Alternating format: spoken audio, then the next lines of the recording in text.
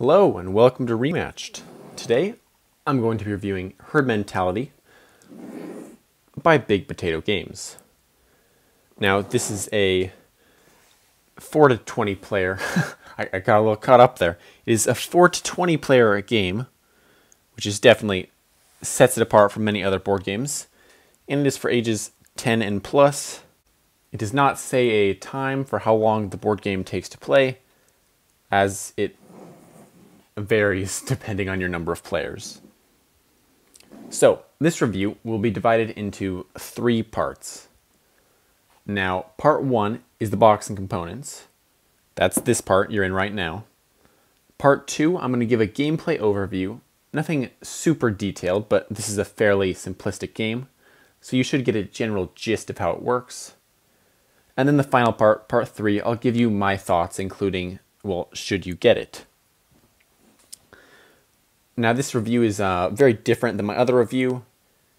It's a lot less processed. I'm going to make it a lot shorter because the other review went on for way too long. So I'm trying a different style.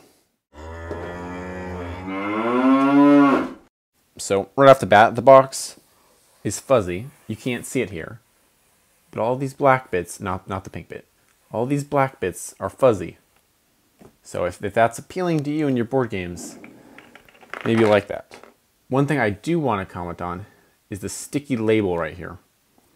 You can hear everything shifting inside. I don't like those sticky labels. I talked about this before. I like the shrink wrapped. If you know how to get off those sticky labels without leaving residue on the box, feel free to tell me.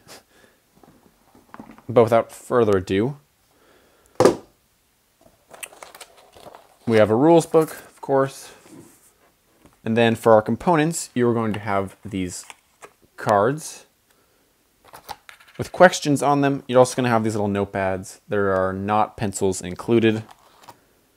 And then I had this all nicely organized, and then I tipped the box. But you're going to have all of these little tokens for your points in this little fence here. You're going to have your cows, smaller, which are 1 point, and then your big cows, which are worth 3 points.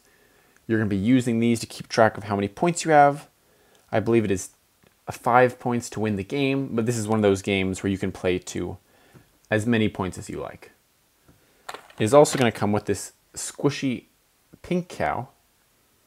So that's a nice, fun component, especially for younger audiences.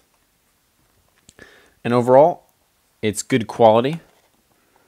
The cards aren't rounded on the corners, but so that can make it a little more likely to be damaged when shuffling. But besides that, everything's really good quality. And this cow, I mean, this cow is just fun to squeeze.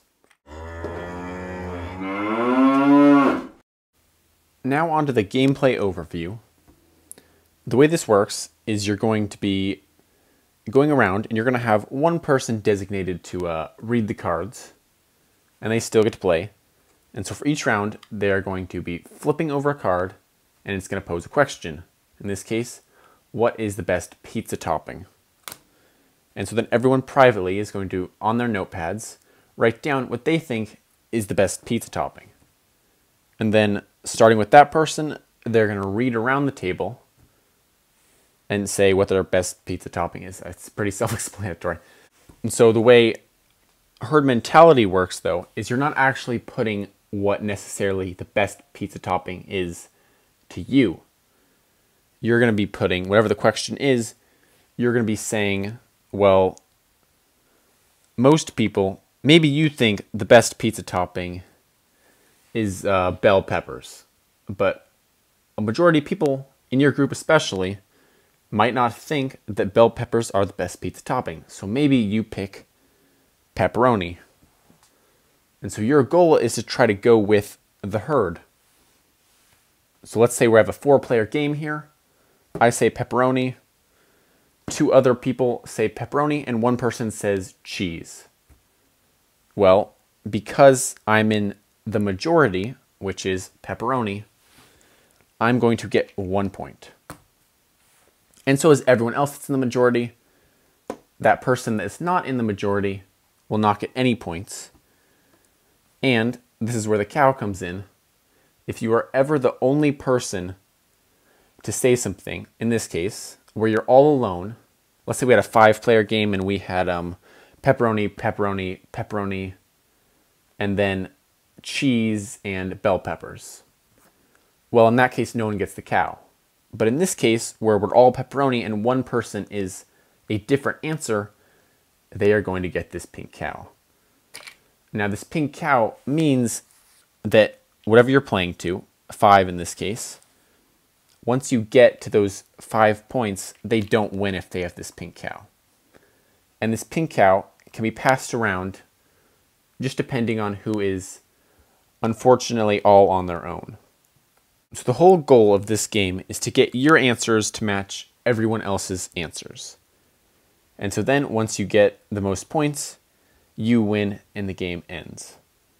There are a few scenarios where if you have no clear majority, if it's a tie, or a split majority, or if just everyone has their own answer, or if everyone has the same answer, there are going to be different cases to what you do with points.